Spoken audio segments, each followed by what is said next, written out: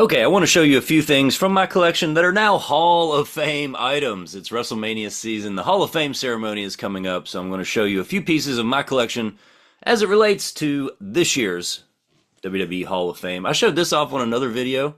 This is something I made when I was a kid to store my trading cards in. And as you can see, WWF WrestleMania and Superstars cards. These are the cards that made us.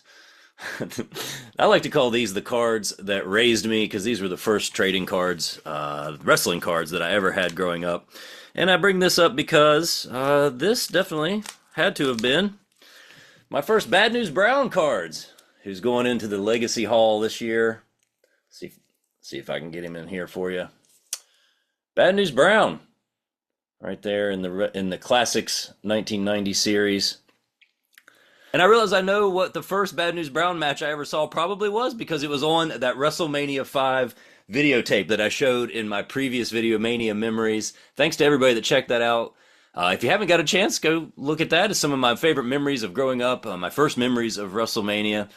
And I have to admit, I made a mistake in there, because I talked about the first ever women's match, Leilani Kai and Wendy Richter at the first WrestleMania. And I said on there that the next women's wrestling match at WrestleMania was WrestleMania 10, and I was not quite right about that.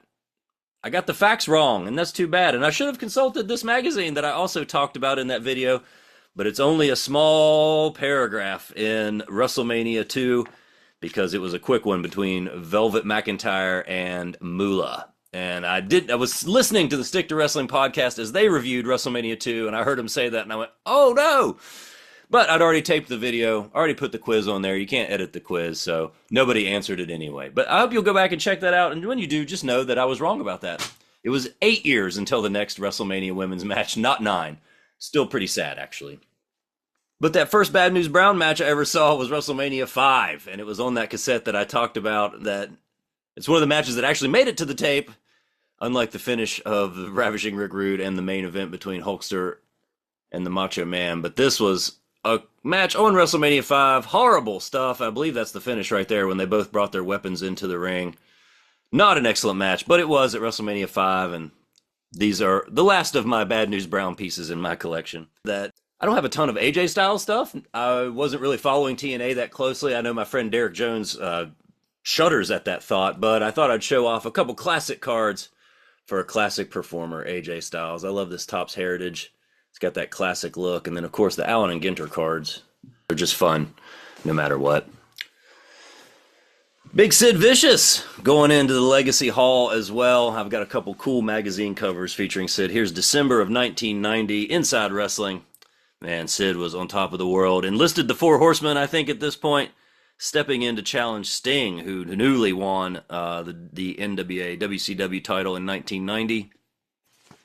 Sid, a huge physical specimen, and, you know, I've got my Galoob back there. It was one of the first action figures I had, because I had those WCW Galoobs, and I think of Sid as a member of the Four Horsemen, even though by the time I started collecting, he was headed to the WWE. And speaking of that, man, this one, what an issue of the WWF magazine. This is, I think, December of 91. This is right in my wheelhouse, folks. This is right when I started watching. When I flip through this, I think back to some of my earliest memories of professional wrestling. Takes me way back, and Sid is all throughout this thing. Got the big interview segment where he talks about being best friends with Randy Savage, because he was coming to his aid against The Undertaker and Jake the Snake Roberts.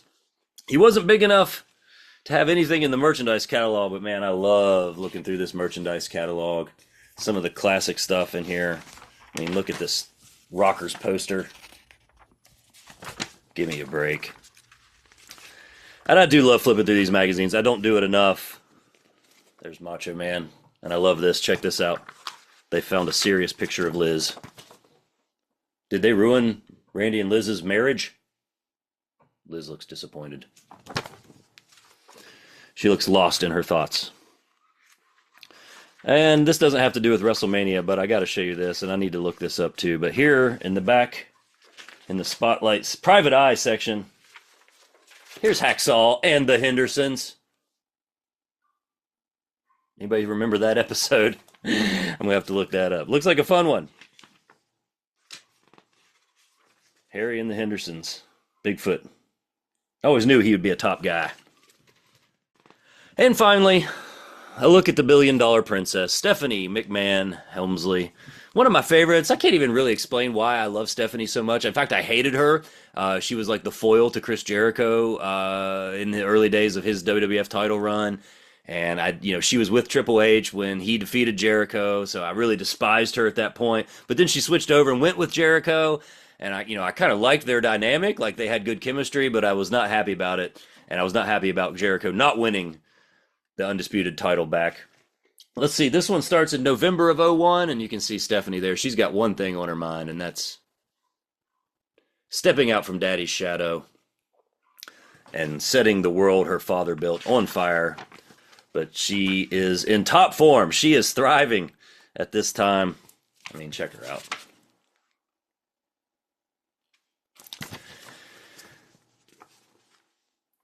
And I just loved Stephanie's on-screen character, like when she was kind of like the innocent world champion at that point, following in her daddy's footsteps. And then she was part of the Four Corners match, I think, at WrestleMania when there was a McMahon in all four corners.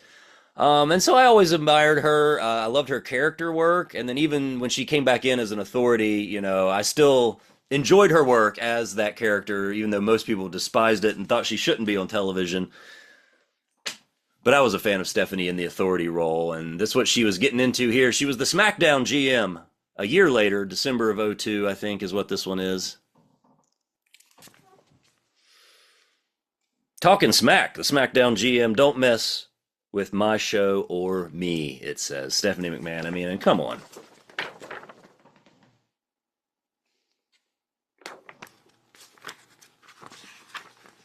And who doesn't love a strong, confident woman in charge like Stephanie McMahon? Going in the Hall of Fame this year, turning the Hall of Fame into the Queendom, and we all bow down. Thanks for following along. Big weekend. I'm headed to Hollers and Heroes Con in Pikeville, Kentucky. We're doing Extreme Impact with Appalachian Championship Wrestling. And then Saturday evening, headed to ASW for the 20th anniversary. Congratulations to Gary Damron and the entire team at ASW. Looking forward to being a part of that. Getting to meet and greet with the wild man, Mark Marrow. He's Johnny B. Bad to those of us of a certain era. And a little final piece of mail here for my friends who won't get to see this at breakfast. I made a last-minute purchase in hopes that it would get here in time for me to meet the man himself, the wild man, Mark Marrow. And here it is, one day early, the European WCW Topps trading card. Go to get a signature on this bad boy. I'm thinking about the color. We'll see what we decide to do. And I'll show it to you here on the channel. Thanks for watching along. Hope you'll come back next time, and I hope to see you at the matches.